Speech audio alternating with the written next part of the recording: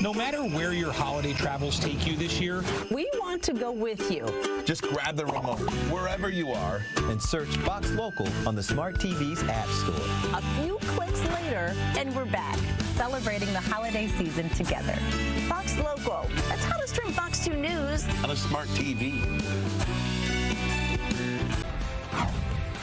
A developing police situation involving a crash and a shooting. We've got the very latest details as this scene develops. But first, here's Dina.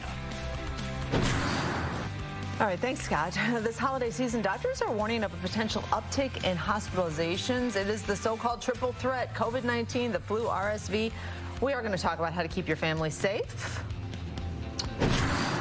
And she rose to fame on a Netflix original series called Orange is the New Black. Now Danielle Brooks is in the iconic role of Sophia in The Color Purple. We go one-on-one with her on the Fox feed about this huge moments in her career.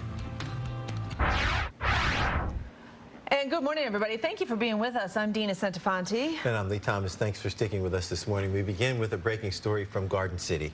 Yeah, Fox 2's Scott Wolchek is at a very active police scene at Ford in Vinoy. Scott, good morning. I know you're just learning some information out there.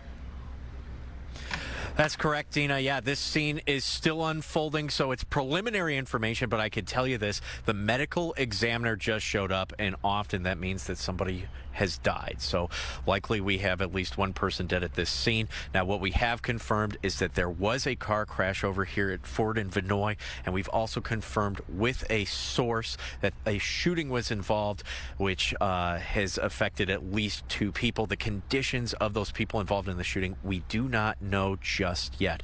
Now, I'll step away so that you can take a look over here. So this is Ford Road right here. As you can see, we've got state police here, Garden City Police, and those cars that were involved in this crash up on a record. In fact, the police have got Ford Road from Vinoy all the way down to Hubbard closed. This started around 8:45 in the morning when we first heard reports of this crash. Now, this is a pretty significant scene spanning about maybe 1 or 2 blocks over here in the Garden City area.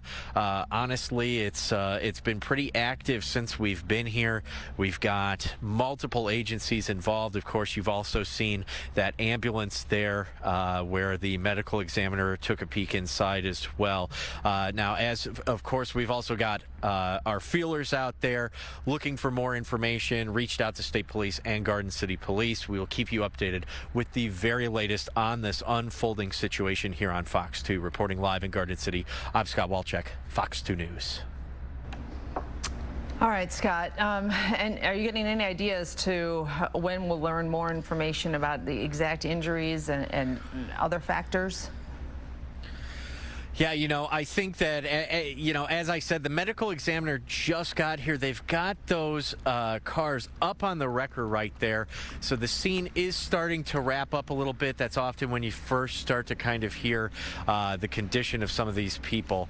But as I said, typically medical examiner showing up. We've got likely at least 1 dead, others hurt from that shooting. Just the last thing you want to see on the day after Christmas. All right, Scott, thank you. Yeah, terrible. Thank you. Thanks, Scott. We're also following developing news from the northwest side of Detroit, where police are investigating another deadly shooting. This was the scene after midnight on Rockdale Street near 6 Mile and Outer Drive. So far, no word on the identity of the man who was killed or any suspects or a motive in this case. A Christmas Day shooting under investigation in Warren. Just after 10 a.m., officers raced to a home on Republic near 9 Mile and Hoover after a caller said a 23-year-old man had been shot during an argument. Now, the victim is listed in critical condition. The gunman, who's described as an acquaintance, is still on the run. So anyone with information is asked to call Warren Police. On Detroit's west side, officers are forced to take cover. You saw this developing yesterday morning. Police were responding to a call of shots fired in the area of Chicago and Myers when even more gunfire was heard in the same area. Now, fortunately, nobody was hurt. This morning, the investigation, of course, continues. All right, let's change it up a little bit and talk about some exciting news. Our Kings of the North, the Detroit Lions, basking in the glow of their first division championship in 3 decades. Yeah, and it seems just about everybody, and we mean everybody, wants to get their hands on some new merchandise from the Lions, but of course it's very hard. Fox 2's Ingrid Kelly has more. I've been watching the Lions. I'm 50 years old. I've been a fan my whole life. The Detroit Lions gave fans the best Christmas gift ever after the team secured a division title for the first time since 1993 after beating the Minnesota Vikings on Christmas Eve. We've witnessed history this season. We proud of them boys. But now the hunt is on for merchandise so fans can show their pride. I would need one of them division jerseys for sure, for sure. But scoring that win by getting their hands on merchandise has been a challenge. Yeah, it has been. Me and my mama was just looking for one. We couldn't find one. Devontae Savage isn't the only Lions fan on the hunt for gear. Many patrons inside the old Miami say they're coming up dry. Oh, it's hard to get Lions merchandise. Are you trying to get your hands on any merchandise? I may be crazy, I'm not stupid. I know how impossible that is to get a hold of. The moment it went on sale, it sold out. Despite being disappointed and not being able to find Lions merchandise, these fans say they understand why. And that's simply because Detroit's been hungry. And it's time we eat. In fact, these Lions fans are looking for a feast. I think we're going to the Super Bowl. Time for the Super Bowl. It'll be good for the city. I'm seeing everybody happy. Just happy to be living here while this is all happening. Now you know there was no way you were missing this opportunity. After never attending a Lions game, this dad received a birthday and Christmas present when his children surprised him with tickets to the playoff game. First, I went to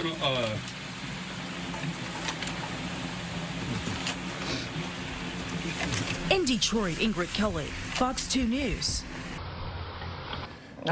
Emotions running high with our Lions. I did go and find my old jersey. Yeah. And I didn't wear it, but I had it out during the game. I haven't worn it yet this season, so I figure if I put it on, then it might, you know what I mean? It might mess up the juju. Right. So I just set it over there where I could see it.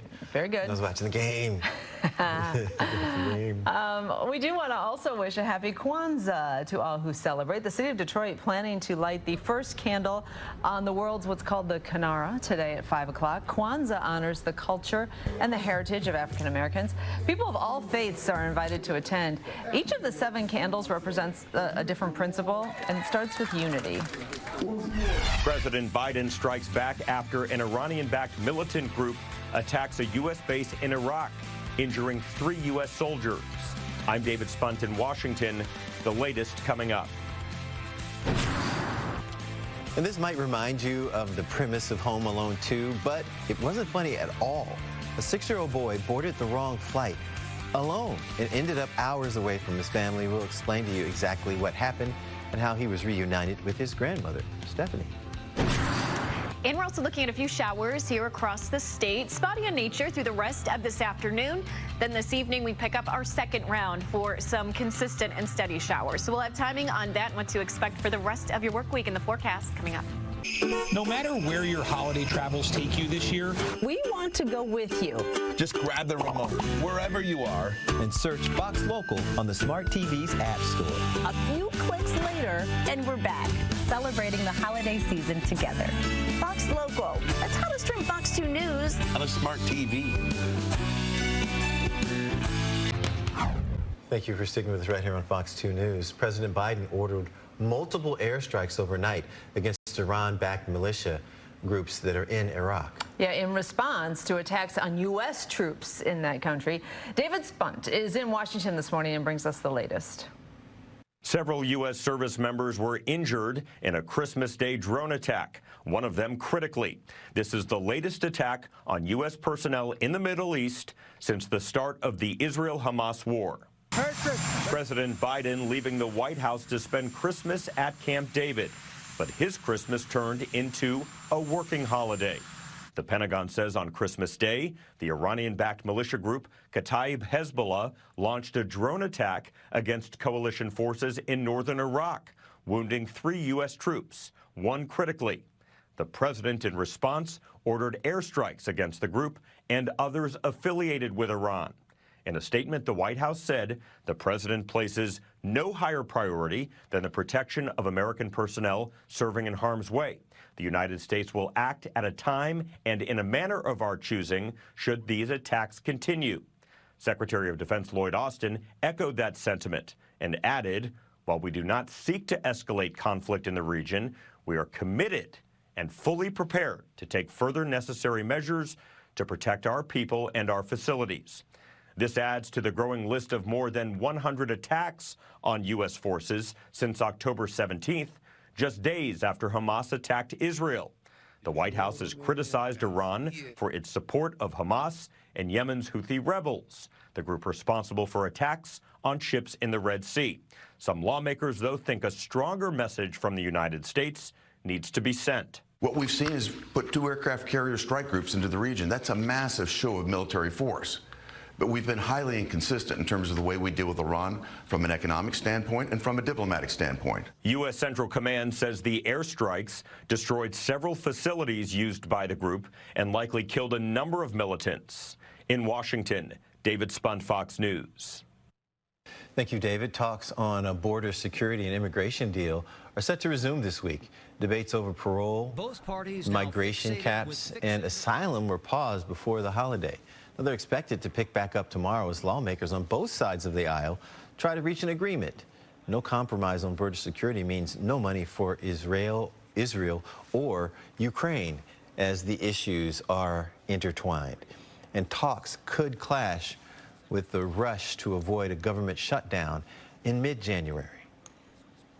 So listen to this. Over the busy holiday weekend, a 6-year-old flying alone from Philadelphia ended up in the wrong Florida city, 4 hours from his family, by the way. The boy was flying Spirit Airlines on his way to Fort Myers. He actually ended up in Orlando. His grandmother was waiting for him and says Spirit only sent her a text to notify her about the mix-up. Now, the airline also offered to have a driver take her grandson to Fort Myers. She declined. She made that 3.5-hour drive herself. I go to RSW to pick him up as I should. I go there with my ID and everything.